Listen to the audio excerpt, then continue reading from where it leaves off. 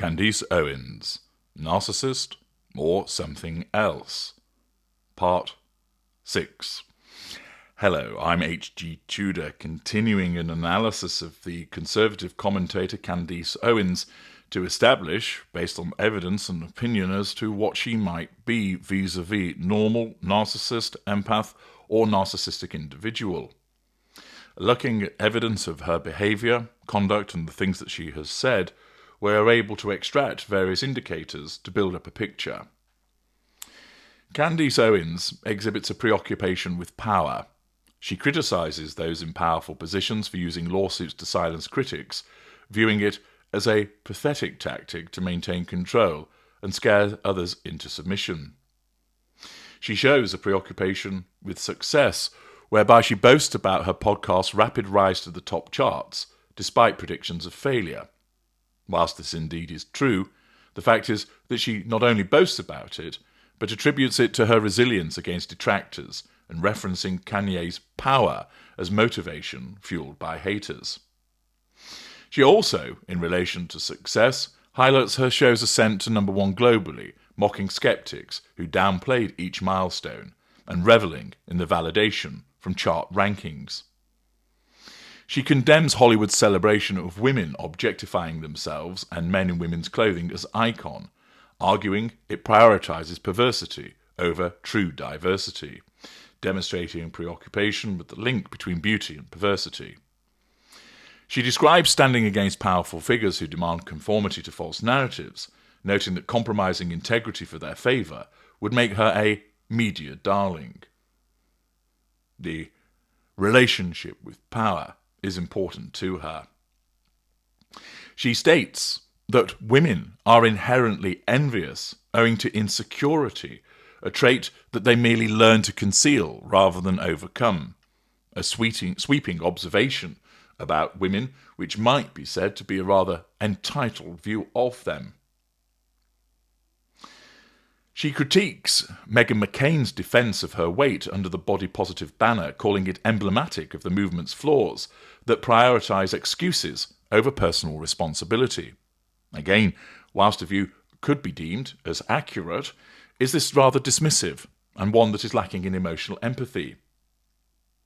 She details her team's small-scale triumphs, launching a viral series, topping the Spotify charts, releasing a proprietary book, while crediting relentless work over whining, and notes how haters' failed attacks only amplify her victories. Again, an emphasis on success and power. A further consideration is the necessity of attention. As you know, the provision of an emotional reaction by one or more people to the acts and omissions of a narcissist is fuel. People prefer to have a response to the things that they do. For instance, everybody looks to receive praise to some degree, but it varies. And with the narcissist, praise isn't just simple praise or simple validation. It is the provision of fuel. Is it the case that what Candace Owens does is because it's born out of a genuine belief driven by a keen sense of justice and the necessity of getting to the truth? Or is she driven in what she does as a huge thirst for excessive admiration and attention? In other words, is she a fuel-seeking individual? She has asserted that her commentary directly influenced French President Emmanuel Macron's decision to recognise Palestine as a nation, stating, "I am the reason why President Macron has now made the idiotic decision to say an idiotic thing. You know, I'm recognising Palestine as their own nation." This is reflective of grandiosity, also potentially magical thinking, by suggesting that she was able to influence a global leader in this way, that despite there being any evidence, despite there not being evidence to support it, that she automatically assumes the decision of Emmanuel Macron was driven by what she had done. It also suggests a need for recognition of her outsized impact.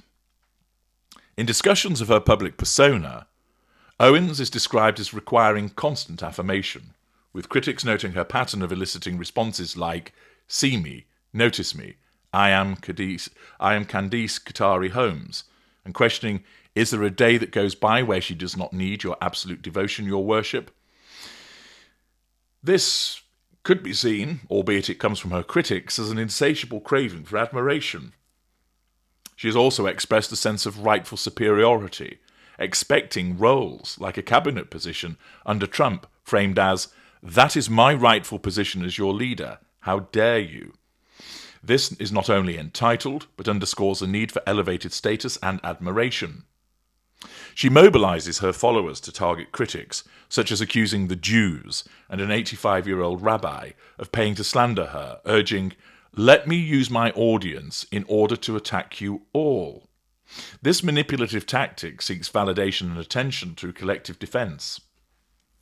Owens has discarded professional allies like Gavin McInnes, Lauren Loomer, and Kanye West after leveraging their platforms, positioning herself as superior with a make herself to be bigger than the rest of them mentality. This pattern prioritizes personal spotlight over relationships and shows interpersonally exploitative behaviors.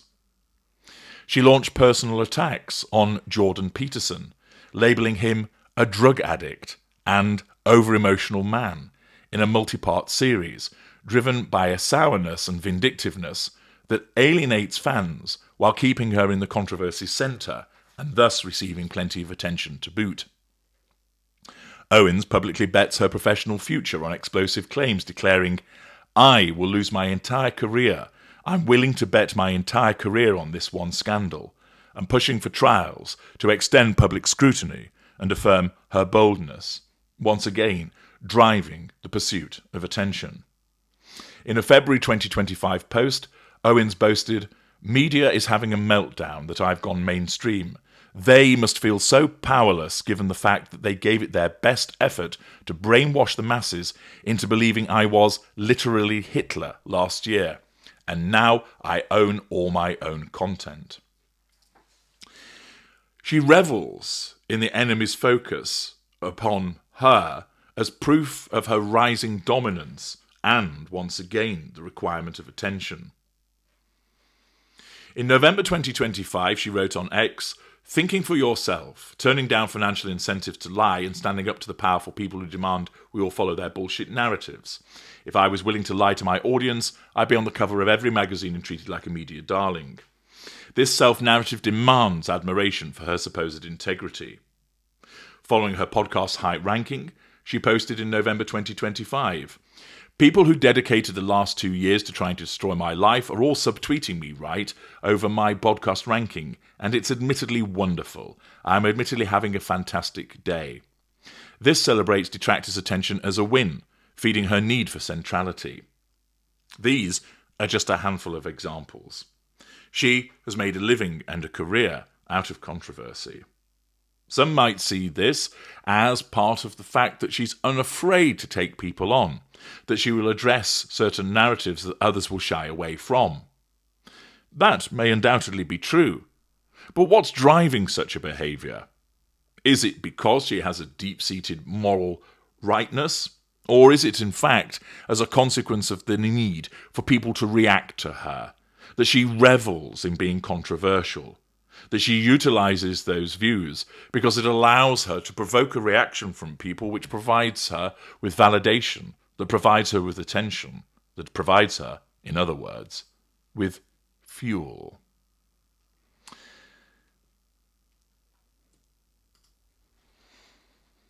Alongside the grandiosity that has been witnessed and what looks like a significant and substantial need for attention, she regularly demonstrates entitlement.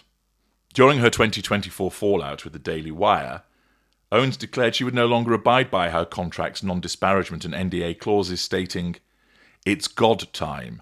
I no longer honour contracts that permit evil to happen behind closed doors," while threatening to publicise private communications and coordinate with critics like Ian Miles Cheong. This unilateral decision to breach a pre-agreed professional agreement not only shows a lack of accountability and a sense of entitlement, but that her moral judgment overrides legal obligations, exhibiting a sense of superiority. Owens charges $1,500 per minute for one-on-one advice sessions on the Minect app, with a 15-minute minimum totaling $22,500, positioning her time as inherently more value than that of typical users and demanding premium access without justification beyond her celebrity status. Again, this exhibits a sense of entitlement. In her late 20s, Owens rented a luxury $3,500 per month apartment in Manhattan, but lived there for 6 months without paying rent. That shows a sense of entitlement and an absence of accountability. When confronted, she claimed toxic mold sickness as an excuse, refused payment, and threatened to sue the landlord to evade responsibility, treating the property as her unchallenged domain. Lack of emotional empathy, sense of entitlement, absence of accountability. In April 2024, amid tensions with Ben Shapiro and the Daily Wire, Owens insisted on a public debate but rejected their proposed in-person format and platform, mocking it as a stunt, despite knowing her London location made it logistically impossible. She offered alternatives only on neutral ground, expecting Shapiro to accommodate her travel and preferences without compromise, while accusing him of bad faith, once again exhibiting entitlement. In October 2025, Owens announced she had shared legal files and personal text messages from her time at Turning Point USA, Praga U, and the Daily Wire with allies like the Tate brothers and Tucker Carlson, instructing them to release everything publicly if anything happens to me. This preemptive threat might be viewed as a response to a perceived threat to control, possibly also the utilization of lieutenants. But it also treats confidential professional exchanges as her personal weapons, expecting immunity from repercussions while implicating others in potential scandals, exhibiting an entitled approach. In November 2025, Owens publicly urged her followers on X to dox and identify college students in audience footage, including a soccer team goalie, baselessly accusing them of being undercover agents without evidence, demanding crowdsourced harassment as if her suspicions alone justify invading their privacy. Owens has repeatedly attacked high-profile figures like Donald Trump, calling him imperfect and criticising his policies, and the Macrons, spreading transphobic theories about Brigitte Macron, yet later sought their intervention, asking Trump to shield her from the Macrons' defamation lawsuit and demanding a blood sample from Brigitte to prove her claims, assuming loyalty or compliance despite her provocations, which not only evidences hypocrisy, but could also seem to be entitlement. In 2017, Owens doxed former police officer Tree of Logic on her social autopsy site, leading to death threats against Tree. When warned of the risks, Owens blocked her, falsely accused Tree of being a drug addict, refuted by Tree's blood test, and spread lies, showing entitlement to platform harassment while evading accountability, even as the statute of limitations expired on potential lawsuits. Owens was denied an Australian visa in 2024 on character grounds for promoting anti-Semitic conspiracies and inciting discord, for instance, downplaying Holocaust atrocities. Owens escalated this to the High Court, arguing the character test unconstitutionally targeted her non-mainstream views and free speech. The unanimous rejection ordered her to pay costs. But her pursuit reflects an expectation of entry rights overriding national security concerns, and once again, could well be seen as a sense of entitlement. A variety of instances of evidence, things that have occurred, and the interpretation provided with regard to grandiosity, the pursuit of particular aims, lack of boundary recognition, and a sense of entitlement. We will continue to analyse the evidence to draw a view in relation to what Candace Owens may well be in Part 7. Join me there.